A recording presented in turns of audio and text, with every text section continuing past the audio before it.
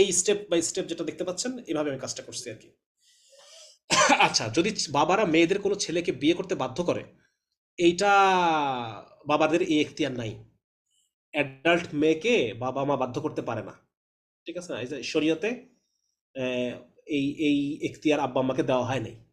So আপনি যদি মনে করেন যে না এই ছেলেটা দিনদার না, প্রপার গ্রাউন্ড, আপনি যদি মনে করতেছেন যে ছেলেটা দিনদার না, আমি ছেলেকে বিয়ে করবো না, তারপরে আপনি এটা বাবা মাকে স্পষ্ট ভাষায় জানাতে পারেন।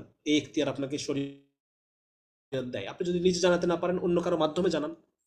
অন্য কারো মাধ্যমে, বা দেখা যাচ্ছে যে যাকে আপনার আপনার বাবারও সিনিয়র নিশ্চয়ই পরিবারে কেউ আছে, তার মাধ্যমে জানান। এইভাবে চেষ্টা করতে পারেন ইনশাল্লাহ।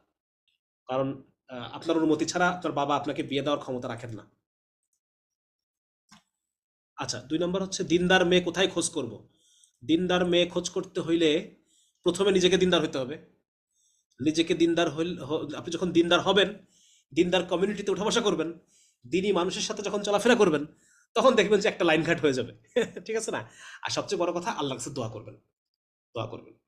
কারণ দেখা যায় যে আমার ক্ষেত্রে হয়েছে যে আমি যেই মেয়েটার বায়োডাটাকে দেখতেই চাই নাই, বা মেয়ে পক্ষ আমার বায়োডাটা সবার নিচে রেখে দিচ্ছে, দেখতেই চায় নাই, আমার উপরে আরো অনেক বায়োডাটা ছিল, বা আমার বাবা মাও মানে চাইতেছিলেন না। আহ, যেহেতু পারিবারিক কালচারটা অনেকটা ভিন্ন, অনেক বেশি ভিন্ন, যার কারণে আমার বাবা মা চাচ্ছিলেন না যে আমার এখানে বিয়ে হোক। তো মানে দুই পক্ষই চাচ্ছিলাম না যে এখানে বিয়েটা হোক। তো ওখানেই হয়েছে। তো ব্যাপারটা হচ্ছে এরকম যে আপনি খোঁজ করে কুলাইতে পারবেন না, বরং আল্লাহকে খোঁজ করার দায়িত্ব দেন। আপনি দোয়া করেন আল্লাহর কাছে যে আল্লাহ আপনি আমাকে খুঁজে দেন একটা। হ্যাঁ, আল্লাহকে খুঁজে, আল্লাহকে দায়িত্ব দেন, দেখবেন যে আল্লাহ তালা কোথা থেকে যে মিলাই নিয়ে এসে দিবে, আপনি মানে খুশি ধরে রাখতে পারবেন না। এই জন্য নিজে দিনদার হন, দিনদার কমিউনিটিতে ওঠা বসা করেন, আর হচ্ছে আল্লাহর কাছে দোয়া করেন।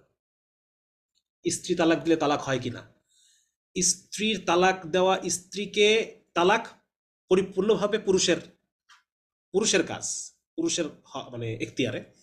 কিন্তু যেমন ধরেন আমি যদি আমার স্ত্রীকে বলি, আমি আর আমার স্ত্রী এক বসে আছি, কোন একটা জায়গায় বসে আছি। এখন আমি আমার স্ত্রীকে বললাম যে তুমি চাইলে তালাক নিতে পারো। তুমি চাইলে তালাক, মানে তালাক দেবে শুধু পুরুষ, স্ত্রীটা তালাক দিতে পারবে না। কিন্তু স্ত্রী চাইলে তালাক নিতে পারবে, নিজের উপরে তালাক নিতে পারবে। কখন? একটা সিটিং এ বসে আছি আমি আর আমার স্ত্রী, আমি যদি আমার স্ত্রীকে বলি যে তুমি যদি চাও তালাক নিতে পারো, আর স্ত্রী যদি এই সময় বলে, ওই ওই সিটিং এ যদি সে বলে যে হ্যাঁ আমি নিজের উপরে 1 তালাক নিলাম, বা আমি নিজের উপর 3 তালাক নিলাম, তাহলে ওই সিটিং এ তাহলে তালাক হবে। কিন্তু আহ, ওই সিটিং থেকে যদি উঠে যায়, কি বিপদ! ওই সিটিং যদি উঠে যায়, তাহলে আর এই পারমিশনের ভ্যালিডিটি থাকবে না। মহা ঝামেলা তো। ওই পারমিশনের আর কি থাকবে না, আর ভ্যালিডিটি থাকবে না। যদি ওই মানে ওই বৈঠকটা শেষ হয়ে যায়, যদি কেউ উঠে চলে যায়, তাহলে সেক্ষেত্রে আর ভ্যালিডিটি থাকে না। আচ্ছা, নেক্সট হচ্ছে অনেক প্রশ্ন, অনেক প্রশ্ন, অনেক প্রশ্ন। এত প্রশ্ন কিভাবে অ্যান্সার দিব?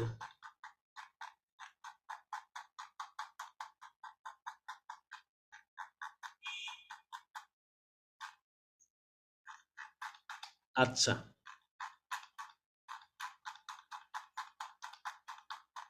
এই প্রশ্ন তো অনেক নিশ্চয়। আচ্ছা, ঠিক আছে, গেল। এটা একটা, তবে আমাদের দেশের আইনে তো অনেক কিছুই হয়, কিন্তু আমাদের দেশের আইনে যা হয় সব তার ইসলাম না। শাশুড়ি ও বউয়ের মাঝে মিল নিয়ে কিছু কিছু পরামর্শ। আচ্ছা, শাশুড়ি এবং বউয়ের মাঝে মিলের ক্ষেত্রে এক নম্বর চেষ্টা থাকবে শাশুড়ি এবং বৌমা দুজনকেই দিনদার বানানোর চেষ্টা করা। তাহলে অনেক প্রবলেম সলভড। ঠিক আছে না?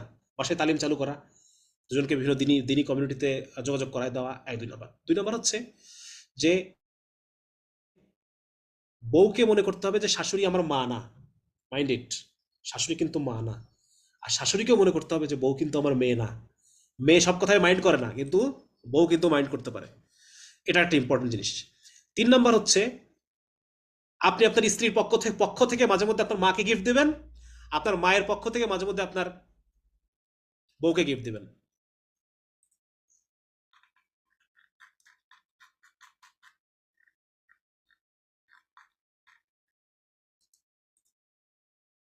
এটা একটা পদ্ধতি হতে পারে, হ্যাঁ, এটা একটা পদ্ধতি হতে পারে। আচ্ছা, বিবাহের পূর্বে ছেলেকে কোন দিক থেকে ফিট হতে হবে? আচ্ছা, বিবাহের পূর্বে ছেলেকে আমাদের আমাদের শরিয়াতে বিবাহের পূর্বে একটা তো আহ, শারীরিক সক্ষমতা এক নম্বর, আর দুই নম্বর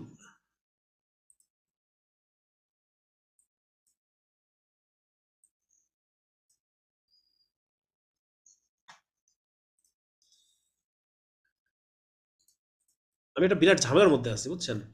ঝামেলাটা হচ্ছে আমার একা একাই মাইক্রোসফট এজ অন হয়ে যাচ্ছে, আর কোথাকার কোথাকার মানুষজন যেন কথা বলা শুরু করে দেয়। এটা একটা বিরাট ঝামেলার মধ্যে পড়ে গেলাম, এটা আবার বন্ধ করতে হয়। আচ্ছা এগুলো হ্যাঁ, তাহলে আমাদেরকে ফিট হতে হবে, আর ইনকাম থাকতে হবে, একটা একটা ইনকাম অবশ্যই থাকতে হবে। এটা আমাদের শরীয়তে কিন্তু বলা আছে যে সামর্থ্য, সামর্থ্য স্ত্রীকে মাসিক ভরণ পোষণ দেওয়ার মতো সামর্থ্য থাকতে হবে। এখন আপনার বাবা অনেক বড় লোক হতে পারে, এমন হতে পারে যে আপনার বাবার অনেক টাকা পয়সা আছে, কিন্তু আপনি এই জন্য আপনার বাবাই ছেলেকে বিয়ে দিতে চাচ্ছে, কিন্তু স্ত্রীর প্রত্যেকটা জিনিসের জন্য আপনি বাবার কাছে টাকা চাইতে পারবেন না, আপনার কাছে খারাপ লাগবে। এবং বিয়ে করার পরে বাবার কাছে টাকা চাইতে অনেক খারাপ লাগে, অনেক খারাপ লাগে।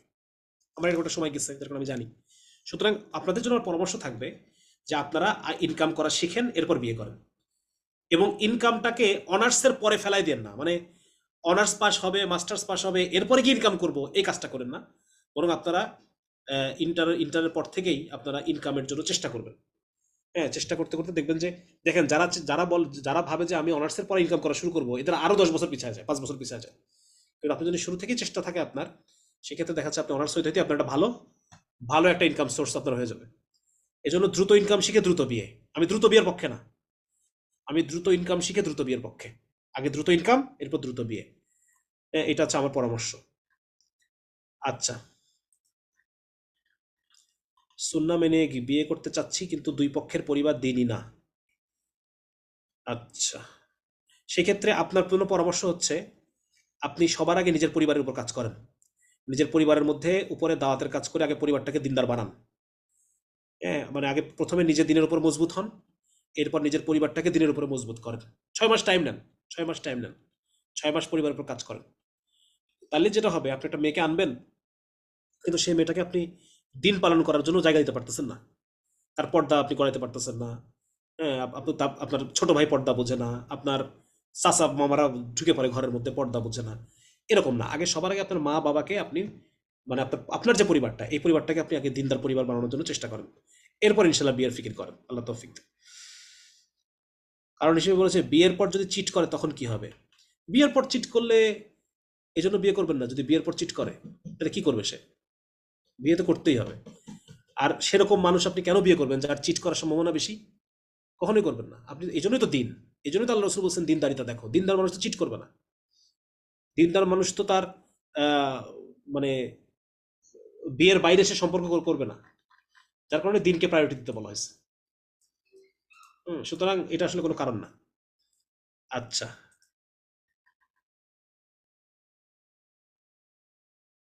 আল্লাহ সহজ করুক, সবার জন্য আল্লাহ সহজ করুক। আচ্ছা, আহ, আচ্ছা হ্যান্ড এই ভাই, আরিফ ভাই, জি ভাই। আচ্ছা, হ্যান্ড রেজ অপশন সবাই চ্যাটে করুক বুঝছেন, আমি চ্যাট পড়তে থাকি আর বলতে থাকি, এটা আমাদের সুবিধা হবে। ঠিক আছে, ঠিক আছে তাহলে ভাই। হ্যাঁ, সবাই সবাই চ্যাটে লিখেন।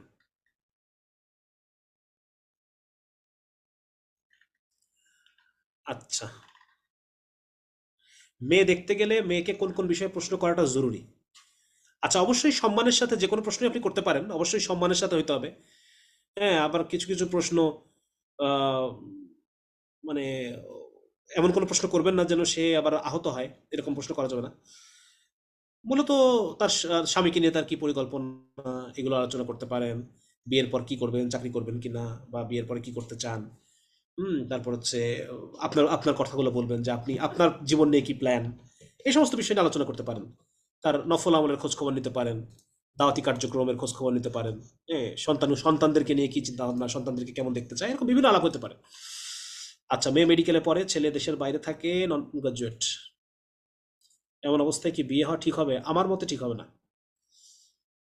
আমি এটা এটা সমস্যা হওয়ার সম্ভাবনা উড়ায় দেওয়া যায় না। আচ্ছা, কারণ এখানে শিক্ষাগতভাবে একটা বড় একটা একটা অমিল আছে, যে অমিলটা ঝগড়াঝাটির সময় আসবে। ঝগড়াঝাটির সময় মেয়ে তখন আপনাকে যদি বলে বসে যে তুমি তো পড়াশোনাই করো নাই, অশিক্ষিত মানুষ, তখন এটা স্বামী মেনে নিতে পারবে না এই জিনিস। কারণ স্বাভাবিকভাবে যে ভালোবাসার সম্পর্ক থাকে, ঝগড়ার সময় ব্যাপারটা এরকম থাকে না। ঝগড়ার সময় মানুষের হিতাহিত জ্ঞান আহ, স্বাভাবিক থাকে না। যার কারণে এই জিনিসগুলা মাথায় রাখা। প্রাইভেট মেডিকেলে পড়ুয়া মেয়েদের জন্য বিয়ের সঠিক সময় মেডিকেল ফার্স্ট ইয়ার। যারাই ছাত্র জীবনে বিবাহ করছে, মানে আমি তাদের ভালো করা ছাড়া খারাপ করতে দেখি নাই কখনো এখন পর্যন্ত। অনেকে বলে খারাপ হয়েছে, কিন্তু আমি পাই নাই। আমি যাদেরকেই দেখছি তারা ছাত্র জীবনে বিয়ে করার কারণে তাদের পড়াশোনা ভালো হয়েছে, মানে বাইরে ফালতু সময় নষ্ট হয়েছে কম। কোনো মেয়ে কি ছেলেকে, অবশ্যই পারবে, অবশ্যই ছেলেকে তার দিনদারি সম্পর্কে জিজ্ঞেস করবেন। হ্যাঁ, যে উনি কবে থেকে দিন পালন করেন, তার প্রিয় আলেমকে কে, তিনি দৈনন্দিন তার নফল আমলগুলো কি কি আছে। অবশ্যই আহ, অসম্মানের কিছু নাই এখানে। আমি তো অসম্মান ফিল করবো না। অবশ্যই আপনি আমাকে, যদি কোনো মেয়ে, যে মেয়ে আমাকে বিয়ে করবে, সে তো আমাকে আমার সব কিছু জানতে চাইতেই পারে। যদি কোনো মেয়ের মেন্টাল স্যাটিসফ্যাকশন যদি ম্যাটেরিয়াল অবজেক্ট হয়ে থাকে আর কোনো প্রফেশনে অ্যাড থাকে, দেখা যায় দিনদার মেয়ে হিসেবে মেয়েদের কোনো প্রফেশনকে কাউন্ট করা হয় না। এরকম হলে তো সব মেয়ের কেবল দিনের নলেজ ছাড়া আর কোনো নলেজের ভ্যালু নাই। তাহলে সব মেয়েরাই দুনিয়াবি গেইন করা ছেড়ে দিব? এটা একটা আরেকটা বড় প্রশ্ন। এটা নিয়ে আলোচনা করতে গেলে আমার 1 থেকে 2 ঘন্টা সময় লাগবে। 1 থেকে 2 ঘন্টা সময় লাগবে। মানে ম্যাটেরিয়াল গেইন বা সেলফ স্যাটিসফ্যাকশন, মেয়েদের প্রফেশন, মেয়েদের শিক্ষা, এইগুলো আরেকটা ইস্যু। হ্যাঁ, আরেকটা ইস্যু। সেটা নিয়ে, আচ্ছা, আপনি আমার বইগুলো পড়তে পারেন। আমার আমার বইগুলো পড়লে কিছু জিনিস হয়তো আপনার একটু ক্লিয়ার হবে। হ্যাঁ, আমার ডাবল স্টার 2 বইটা পড়তে পারেন। অন্যান্য বইগুলো পড়তে পারেন। মানে মূলত আসলে এই যে নারী শিক্ষা, মেয়েদের শিক্ষা, এই বিষয়গুলা, মানে মেয়েদের প্রফেশনে আসা, ছেলেদের সাথে কাঁধে কাঁধ মিলে চাকরি বাকরি করা। অলরেডি আমি অনেক কিছু আলোচনা করছি যে আসলে মেয়েদের বডি বা মেয়েদের মাইন্ড এই কাজের জন্য না। মেয়েদের বডি মাইন্ড এমনভাবে সেট আপ করা যেন তারা ঘরে সময় দিতে পারে। সন্তানকে, সন্তান প্রতিপালন করা ইটসেলফ একটা ফুল টাইম জব। এখন আমরা ছেলেরা অ্যাপ্রিসিয়েট করি না, বা মেয়েরাও ইনসিকিউর ফিল করার কারণে জব ফিল্ডে আসতেছে। এটা আমাদের আমি ছেলেদেরকে দোষারোপ করি মূলত। তবে এই বিষয়গুলো আমাদের, যে সমস্ত মেয়েরা সচেতন, তাদের এই বিষয়টা সচেতন হতে হবে যে আমাদের আসল কাজ কোথায়। হ্যাঁ, আমি আজকে আসলে অনেক অন্য আলোচনা হয়ে যাচ্ছে, বিয়ের আলোচনায় আমরা থাকতে পারতেছি না। Anyway, পরে খাটো কালো মেয়েরা বিয়ের ব্যাপারে হিমশিম খাচ্ছে যদি মেয়ে সুন্দর খোঁজে। এটা ছেলেদেরকে আপনি নিষেধ করে থামাইতে পারবেন না তো। ছেলেরা যদি নিজের চেয়ে বেশি সুন্দর খোঁজে, আর সবচেয়ে বড় কথা হচ্ছে খাটো কালো মেয়েদের তো বিয়ে হয়, ঠিক না? বিয়ের টাইমে আল্লাহ তালা মিলায় দেন। ওই সময় ওই ছেলের চোখে ওই মেয়েকে ভালো লেগে যায়। হ্যাঁ, ওই ছেলের কাছে ওই মেয়েকে ভালো লেগে যায়। মনে হয় যে এই মেয়েটার সাথে আমি সারা জীবন সংসার করব। এই সমস্ত, এটা ভিন্ন বিষয়। এটা আসলে প্রেমের মতো ফার্স্ট ফার্স্ট সাইট লাভ ব্যাপারটা ওরকম না আসলে। তো যার কারণে এটা নিয়েও টেনশনের কারণ নাই। এটা আর যদি মানুষ সৌন্দর্য পছন্দ করেই, সেটার জন্যও মানুষকে দোষারোপ করা যায় না আসলে। এটা এটা আল্লাহ তালা আমাদের ওই কি বলা যায়, আমাদের সাইকের মধ্যে দিয়ে রাখছেন যে বিষয়গুলা। মেয়েরাও যেরকম স্টাবলিশ ছেলে খোঁজে, ছেলেরাও সেরকম সুন্দর মেয়ে খোঁজে বা কম বয়সী মেয়েদেরকে খোঁজে। এগুলো আসলে, মানে এটা হচ্ছে ওই ভারসাম্য আর কি। এভাবে আল্লাহ ভারসাম্য রক্ষা করেন। এনিওয়ে, এটা নিয়ে আপনার, মানে এটা নিয়ে পেরেশানির কিছু নাই ইনশাল্লাহ। যার সাথে যার বিয়ে হবে আল্লাহ তার চোখে তাকে ভালো লাগাই দিবেন। সাহাবীদের অনেকে ছিলেন গরিব, তারা ধনী নারীকে বিয়ে করেছিলেন। এই বিষয়টি কুফুরটা কি মিলেছে? বর্তমানে করা যাবে কিনা? এই সমস্ত কিছু কিছু ক্ষেত্রে রাসূল সাল্লাল্লাহু আলাইহি ওয়াসাল্লাম নিজে অনেক কাউকে কাউকে মানে বিয়ে দিচ্ছেন। এটা আল্লাহ রাসূলের নিজস্ব হিকমা। কিন্তু আমাদের জন্য হুকুম হচ্ছে কুফু মেনটেন করা। আমাদের জন্য কুফু মেনটেন করা। কারণ সাহাবীদের, তাদের সময়কার প্রেক্ষাপটগুলো বা তাদের সময় মানুষের দিনের প্রতি যে কমিটমেন্ট ছিল, আজকে আমাদের তো দিনের প্রতি সেই কমিটমেন্টটা নাই। যার কারণে তারা অনেক কিছুকে দিনের কারণে তারা এটাকে মেনে নিচ্ছিলেন, বা দিনের জন্য তারা এটাকে করতে পারছিলেন, যেটা আমরা করতে পারবো না। সুতরাং আমাদের জন্য ইনস্ট্রাকশন হচ্ছে আল্লাহ রসুলের যে মূল ইনস্ট্রাকশন ফলো করা। তার স্পেশাল সিদ্ধান্তগুলোর দিকে আমাদের তাকাইলে হবে না, আমাদেরকে তার জেনারেল যে ইনস্ট্রাকশন সেটা ফলো করতে হবে। বাবা মা তার মেয়েকে দিনদার ছেলের সাথে বিবাহ না দিলে মেয়ের কি করণীয়? এটা আসলে কি করণীয়, এখন অবাধ্যতার হইতে বলা যাচ্ছে না। হ্যাঁ, মেয়ে তার কিরকম ছেলে তিনি চান, এটা বাবা মার সাথে স্পষ্টভাবে বসে খোলাসা করা, যে আপনার তো আবার সুখী চান, যদি সুখ চান আমি এরকম ছেলে চাই, আপনাদের উচিত এরকম ছেলে আমার জন্য খোঁজা। মানে বিষয়গুলো বাবার সাথে খুব সুন্দরভাবে, নম্রতার সাথে, নরমভাবে ব্যাপারগুলো বাবার সাথে আলোচনা করা। আমাদের প্রবলেম হয়ে গেছে কি, আমাদের মেয়েরা, ছেলেরাও বাপ মার সাথে বিয়ের কথা বলতে পারে না, মেয়েরাও বাবা মার সাথে বিয়ের কথা বলতে পারে না। কিন্তু ব্যাপারটা এরকম হওয়ার কথা ছিল না। মানে বিশেষ করে মায়ের সাথে বা বাবার সাথে বিয়ের ব্যাপারে অ্যাটলিস্ট কিন্তু সারা জীবনের ইস্যু। এখানে পরিপূর্ণভাবে এই বিষয়গুলো খোলাসা হওয়া প্রয়োজন। মেয়ের বাবার সাথে বসেন, আপনি সিরিয়াসলি কথা বলেন। আমরা বাবার সাথে সিরিয়াস টক করতে পারি না, বাবা মার সাথে সিরিয়াস টক এটা আমরা করতে পারি না, যার কারণে বাপ মারা বোঝে না যে আমরা ম্যাচিউরড হয়েছি। হ্যাঁ, তারা আমাদেরকে চিরকাল ছোটই মনে করে। এটা ছেলে এবং মেয়ের সবচেয়ে বড় ব্যর্থতা, যে আমাদের বাপ মারা আমাদেরকে চিরকাল ছোটই মনে করে। আমি আমার বাপ মার সামনে আমি আমার ম্যাচিউরিটির প্রমাণ দিতে পারি নাই। যে আমি ছেলে, আমি এখন হাফ প্যান্ট পরে কার্টুন দেখি, আমার বাপ মা আমাকে কিভাবে ম্যাচিউর মনে করবে? আমি মেয়ে, আমি বাসার কোনো কাজই করি না, বাসার কোনো কাজে আমি হাতই লাগাই না, তাহলে আমার মা আমার বাবা কিভাবে আমাকে ম্যাচিউর মনে করবে? তো এই বিষয়গুলো আসলে আমাদের মানে চিন্তা করতে হবে, যে আসলে কেন বাপ্পার সামনে আমি সিরিয়াস টক করতে পারতেছি না। মেয়ে মেডিকেলে পড়ে। আচ্ছা ভাইয়া, আমি জেনারেল ব্যাকগ্রাউন্ডে সুন্নাহ মেনে বিয়ে করতে চাচ্ছি, অভিভাবকের মতামত ছাড়া বিয়ে কবুল হবে কিনা? এইটার ব্যাপারে হানাফি মাযহাবে একরকম কথা আছে, সালাফি আর একরকম কথা আছে। এখন আপনি কোন মাযহাবটা ফলো করেন? আহ, মানে হানাফি মাযহাব অনুসারে মেয়ের বাবা ছাড়াও মানে মেয়ের বিয়ে হতে পারে, এটা হানাফি মাযহাব অনুসারে। এটা বিস্তারিত ওলামায়ে কেরামের কাছ থেকে আপনারা জেনে নিতে পারবেন। বিয়ের পর যদি বর নাস্তিক হয়, ইসলাম মানতে বাধা দেয়, তাকে কি তালাক দেওয়া যাবে না সংসার করতে হবে? বর যদি নাস্তিক হয়, ইনস্ট্যান্ট বিয়ে ভেঙে যায়। কেউ যদি ইসলামকে ত্যাগ করে, সে যদি একদম স্পষ্ট সিদ্ধান্ত জানায় দেয় ইসলামকে ত্যাগ করার ব্যাপারে, ইনস্ট্যান্ট কোনো কাফের সাথে কোনো মুসলমান নারীর সংসার হয় না।